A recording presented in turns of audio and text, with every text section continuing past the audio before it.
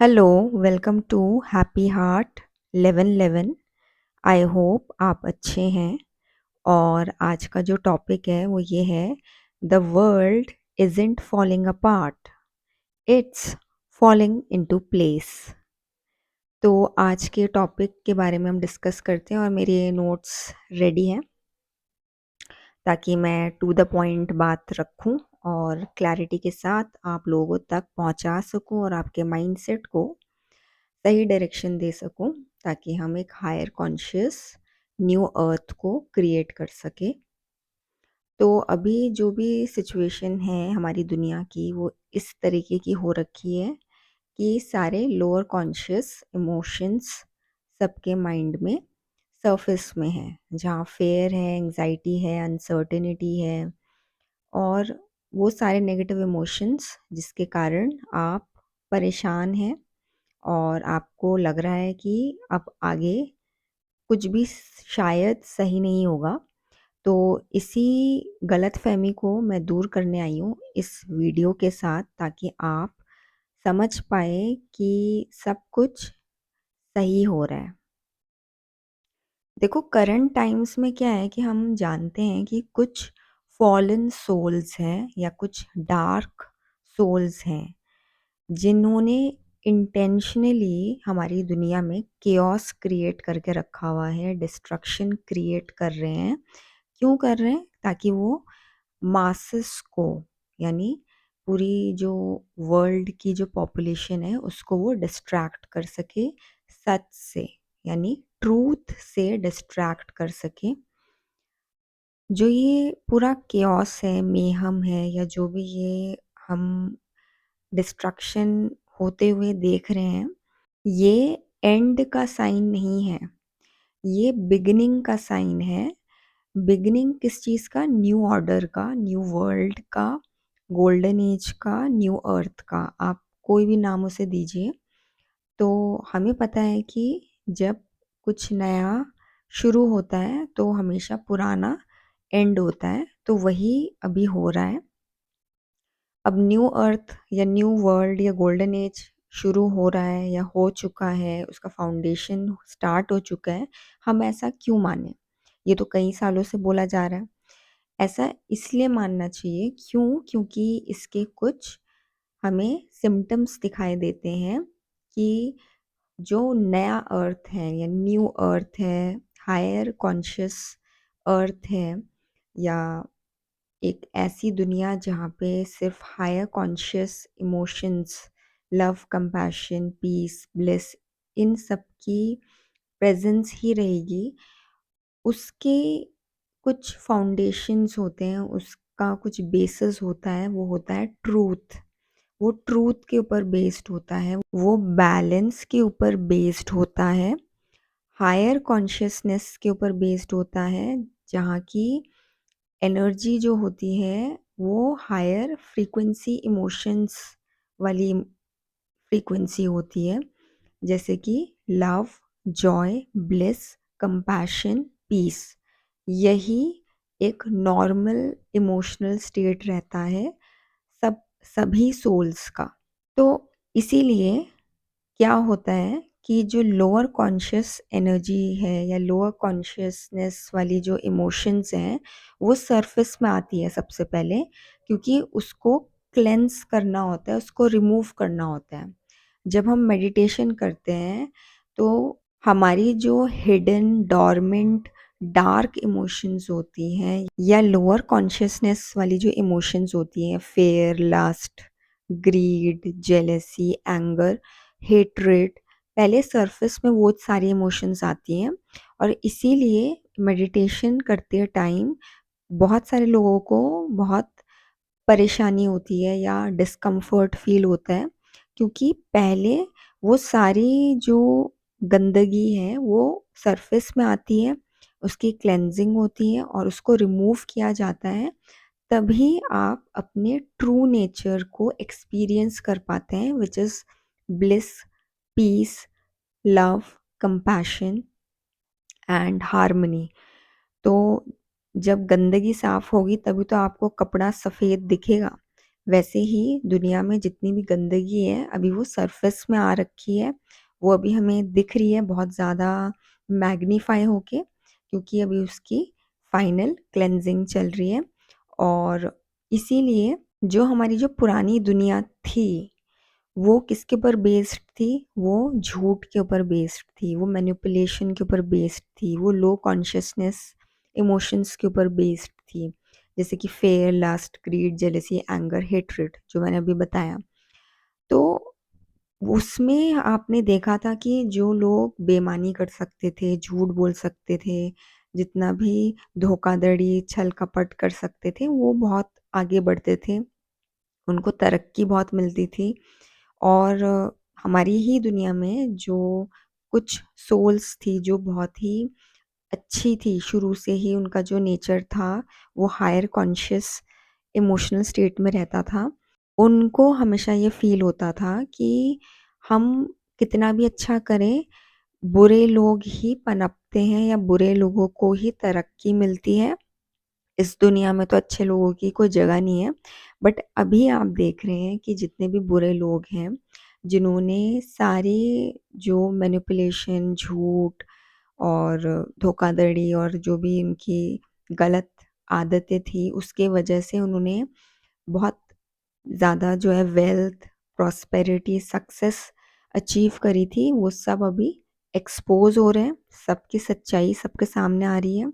और ये जो सारी डार्क सोल्स हैं या फॉलन सोल्स हैं, इसमें हम काउंट कर सकते हैं वो सारे high achievers, leaders, spiritual teachers, business tycoons, millionaires, billionaires, etcetera. वो सब आप देख रहे हैं कि अभी एक्सपोज हो रहे हैं। उनकी पर्सनैलिटी का जो छुपा हुआ डार्क साइड था, वो सब अभी सरफेस पे आ गया है सबके सामने, वो एक्सपोज हो चुका है। तो हमें क्या लग रहा है कि बहुत डिसगस्ट फील हो रहा है, डिसहार्टेंड फील हो रहा है, चीटेड फील हो रहा है, क्योंकि हमें लग रहा है कि इन सारे रेवलेशंस के बाद ये जो ह्यूमैनिटेरियन वैल्यूज़ होती हैं, मॉरल वैल्यूज़ होती हैं, स्पिरिचुअल वैल्यूज़ होती हैं, उसके ऊपर हमें विश्वास नहीं हो रहा है, या हमें लग रहा है कि ये सारी जो बातें हैं कि हमें सच्चाई के साथ रहना चाहिए, हमें हमेशा सच का साथ देना चाहिए, या हमें हमेशा अच्छे वैल्यूज़ के साथ लाइफ को जीना चाहिए, ये सब किताबी बातें हैं, इन सब का कोई मतलब नहीं है। क्योंकि इतने सालों से जिनको हम अपना आइडल मान रहे थे, जिनको हम मान रहे थे कि भाई इन्होंने तो कितना कुछ लाइफ में अचीव किया है, ये लोग तो कितने डिसिप्लिन्ड और कितने ही, जिसे कहते हैं कि फॉर्चुनेट लोग हैं, हम इनको लुक अप टू करते थे, मतलब कि हम इनको ऐसा पेडेस्टल में बिठाते थे कि अरे बाप रे, ये लोग ऐसे हैं कि हमें तो इनके जैसा बनना है। और ये लोग भी अपनी एक फेक इमेज बनाते थे कि भाई हम तो जो है डिसिप्लिन्ड लाइफ जीते हैं, हमने सिर्फ मेहनत की है, हमने तो बिना सोए, बिना खाए अपने जो है गोल्स के लिए ही काम किया है, इसीलिए हमने इतना सक्सेस अचीव किया है। आप भी ऐसा करिए, आपको भी मिलेगा। और जो बेचारे उनके नक्शे कदम में चल रहे हैं, उनको लग रहा है हमारी तो नींद, हमारी जो हेल्थ है, हमारी जो पर्सनल रिलेशनशिप है, वो तो ख़राब हो ही गई है। इनफैक्ट जिस चीज़ को हम अचीव करना चाह रहे थे वो भी अचीव नहीं हो रहा है, क्योंकि ये सारे लोग जो चीज़ें अचीव कर रहे थे इतने सालों से, they were doing it by all evil means. क्योंकि जो ओल्ड वर्ल्ड थी वो काफ़ी डार्क एनर्जीज पे बेस्ड थी। उधर जो लॉ एंड ऑर्डर है, या जो कहें कि हम जो यूनिवर्सल लॉज हैं, इतनी इफ़ेक्टिवली काम नहीं कर रहा था, और इसीलिए ये लोग पनप रहे थे।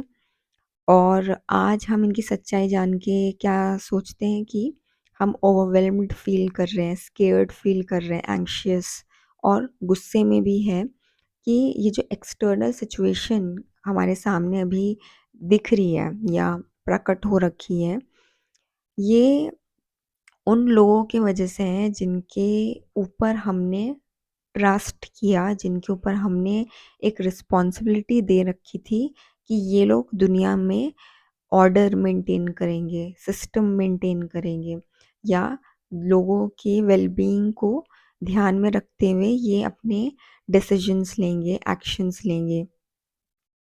लेकिन हुआ क्या?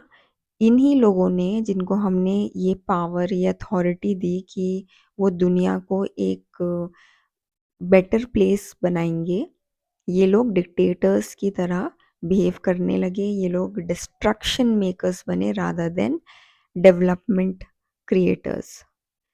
इन लोगों को हमने पावर दी या पावर में हम लेके आए, चाहे वो पॉलिटिकल लीडर्स हो, स्पिरिचुअल टीचर्स हो, चाहे वो बिजनेस टाइकून्स हो, क्योंकि ये अल्टीमेटली तो जो मासेस हैं, जो जनरल पॉपुलेशन है, उन्हीं के ऊपर डिपेंड करती है, क्योंकि उन्हीं को ये अपने प्रोडक्ट्स और सर्विसेज बेचकर अमीर बनी है। उन्हीं को उन्होंने अपने झूठे झूठे वादे करके ये लोग पावर में आए हैं, चाहे वो पॉलिटिकल लीडर्स हो। उन्हीं को उन्होंने किताबी ज्ञान बांटकर अपना जो है एक ट्रस्ट बिल्ड किया कि भाई हमसे अच्छा गुरु तो कोई है ही नहीं जो तुम्हें भगवान से जोड़ देगा। लेकिन भगवान के साथ जोड़ना तो दूर, इन्होंने वो सारे इविल डीड्स किए जो कि इनसे एक्सपेक्टेड नहीं थे।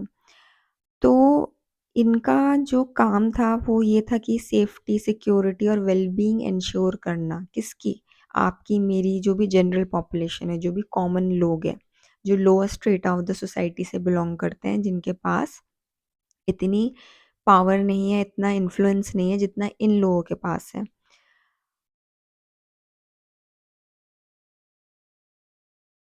पर हुआ क्या? उसका ऑपोजिट हुआ। उसका ऑपोजिट किया इन्होंने। इन्होंने क्या किया? कॉमन लोगों को हार्म करने की कोशिश करी अपने एक्शंस से, अपने इर्रिस्पॉन्सिबल बिहेवियर से। और जो लोग इनकी करतूतों के वजह से आज सफ़र कर रहे हैं, चाहे वो बेसिक एमिनिटीज़ की स्केर्सिटी को फेस करना हो, चाहे वो एक वॉर जोन में रहकर लाइफ को थ्रेटेंड फील करना, अपने लव्ड वंस को खोना, या जो भी प्रॉब्लम्स आज अलग अलग पार्ट ऑफ द वर्ल्ड में जो जनरल पॉपुलेशन फेस कर रही है, उनको ये लग रहा है कि ये सारी चीज़ें हम क्यों फेस कर रहे हैं, ये सब चीज़ें हमने तो क्रिएट नहीं करी। ये सारी चीज़ें जो करने वाले हैं वो सिर्फ बैठ के कमांड दे रहे हैं अपने से नीचे, जो उनके हायरार्की में जो भी इनके फॉलोअर्स हैं, या जो लीडरशिप में इनसे नेक्स्ट या इनसे नीचे आते हैं। और इनके वजह से हम झेल रहे हैं, जबकि इनको तो कोई फ़र्क भी नहीं पड़ रहा है। तो यहाँ पे जो माइंडसेट है या जो एक अंदर से फीलिंग आती है, वो आती है रेज की, गुस्से की, हेल्पलेसनेस की, डिसअपॉइंटमेंट की। और ये अक्रॉस द ग्लोब सभी लोगों के अंदर ये फीलिंग है अभी टुवर्ड्स दीज साइकोपैथ्स। साइकोपैथ्स मतलब जो एम्पैथी नहीं रखते, जो इनसेंसिटिव है, जिनके अंदर ह्यूमैनिटी शायद कभी थी ही नहीं, मर चुकी तो हम ना ही बोले तो अच्छा है, क्योंकि ह्यूमैनिटी उसके अंदर मरती है जिसके अंदर होती है। इनके अंदर ऐसा लगता नहीं है कि ह्यूमैनिटी कभी भी थी, क्योंकि जो भी रेवलेशंस इनके बारे में दिख रही है आज, उसको देख के नहीं लगता है कि they are human souls, they are very dark fallen souls. अब आते हैं मेन पार्ट में कि ये सब जो हमें दिख रहा है, इसमें हम इम्पॉर्टेंट पार्ट को मिस कर रहे हैं। क्या? हमें दिख रहा है केओस, लेकिन यहाँ हम ये मिस कर रहे हैं कि देखो इस केओस में क्या हो रहा है कि सच्चाई सरफेस में आ रही है जो पहले छुपी हुई थी, जो कि बहुत अच्छी बात है, क्योंकि सच जानना बहुत ज़रूरी है। सच कड़वा होता है, सच तकलीफ देता है, लेकिन वो आपको लिबरेट करता है, वो आपको क्लैरिटी देता है, वो आपको बताता है कि क्या आपको मानना चाहिए और क्या नहीं मानना चाहिए, किस पे आपको डिपेंड रहना चाहिए, किस पे आपको डिपेंड नहीं रहना चाहिए। तो वही जो मैंने आपको बताया कि मेडिटेशन के टाइम में क्या होता है कि आपकी पहले क्लेंजिंग होती है, तो जो इविल एनर्जी है इस वक्त वर्ल्ड की, वो सरफेस में आ रखी है, अभी वो क्लेंस होगी और रिमूव होगी ताकि न्यू अर्थ या गोल्डन एज एग्जिस्टेंस में आ सके, which is based on purity and higher conscious energy. तो हायर कॉन्शियसनेस वाली इमोशन तब सरफेस में आएगी ना, जब जो लोअर कॉन्शियसनेस इमोशंस क्लीन हो जाएगी। तो वो क्लेंजिंग का ही अभी टाइम चल रहा है और ये बहुत अच्छा एक साइन है कि फाइनली जो सारी डार्क एनर्जीज हिडन थी, जो कि व्रैप्ड थी so called glamour, success, wealth, influence की फेक व्रैपर में, वो अब अपने ट्रू फॉर्म में हमें दिखाई दे रही है। तो हमें भी समझ आ रहा है कि दुनिया में एक्चुअली में क्या चीज़ सही है, कौन सा पाथ सही है, कौन सा पाथ गलत है। किसी भी ह्यूमन को कभी भी पेडेस्टल में नहीं बिठाना है, उसको गॉड की जगह नहीं देनी है, वरना किसका कटेगा? तुम ही लोगों का कटेगा, है ना? जनरल पॉपुलेशन वालों का ही कटा है, अभी वही उनको धक्का दे रहा है कि ये क्या हम सोच रहे थे इन लोगों के बारे में और ये क्या निकले। और जो न्यू अर्थ है या जो गोल्डन एज है, जो हायर कॉन्शियसनेस वाला जो न्यू वर्ल्ड होगा, उसमें एनिमलिस्टिक टेंडेंसीज, मिस्चिफ या मैनिपुलेशन की कोई जगह नहीं होगी। तो इसीलिए ये सारा जो ट्रूथ है अबाउट द डार्क सोल्स, वो सरफेस में आया। और इसी ट्रूथ को हाइड करने के लिए जो ये डार्क सोल्स हैं, ये फाइनल एफर्ट, अपना फाइनल मूव जो है प्ले कर रहे हैं, क्योंकि इनको अब बिल्कुल भी समझ नहीं आ रहा है कि ये अपने इमेज को कैसे बचाएं, क्योंकि जो सच सामने आना था वो तो सामने आ गया। तो अब ये क्या कर रहे हैं कि ये कियोस क्रिएट करके, वॉर क्रिएट करके, डिस्ट्रक्शन क्रिएट करके जनरल मासेस का या जो जनरल पॉपुलेशन है उनको डिस्ट्रैक्ट कर रही है, उनको लोअर कॉन्शियस इमोशंस में फंसा के रखना चाह रही है, जहां वो अपने सर्वाइवल मोड से ऑपरेट करना शुरू कर दे और अपनी हायर ऑर्डर थिंकिंग को यूज़ ना करें। इनकी जो ट्रूथ रिवील हुए हैं उससे ध्यान भटक जाए और इनको कभी भी पनिश ना किया जाए या ये अपनी पावर ना खोए। तो ये सारा डिस्ट्रैक्शन के लिए हो रहा है, तो इसमें ज़्यादा ध्यान देने की ज़रूरत नहीं है, क्योंकि this is there final move and this is expected out of them.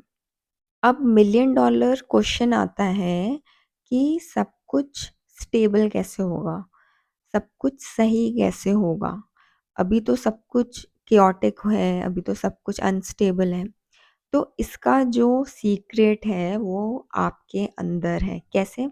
देखो, पहले आपको इस कंसेप्ट को समझना होगा कि हमारे अंदर और हमारे बाहर सिर्फ एनर्जी है, अलग-अलग फॉर्म में, ठीक है? कभी हमें वो टैंजिबल फॉर्म में दिखती है, कभी हमें सिर्फ वो फ़ील होती है। जैसे कि अगर हम किसी रूम में एंटर करते हैं या किसी पब्लिक प्लेस में जाते हैं, तो कभी-कभी हमारे अंदर एक बहुत नेगेटिव एनर्जी जनरेट होती है। वो क्यों होती है? क्योंकि उस स्पेसिफिक जगह की कलेक्टिव एनर्जी ही नेगेटिव होती है और वही हमें एज़ अ सिग्नल फ़ील होती है अंदर भी।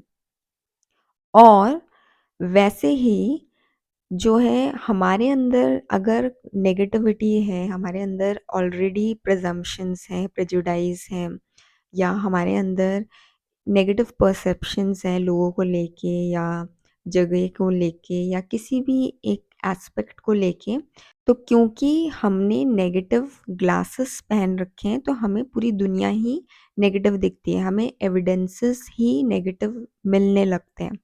तो क्या है इम्पॉर्टेंट पॉइंट कि जैसा बाहर होता है उसका फीलिंग भी हमें अंदर फील होता है, और जैसा हमारे अंदर फीलिंग जनरेट होती है उसका रिफ्लेक्शन भी हमें बाहर दिखता है।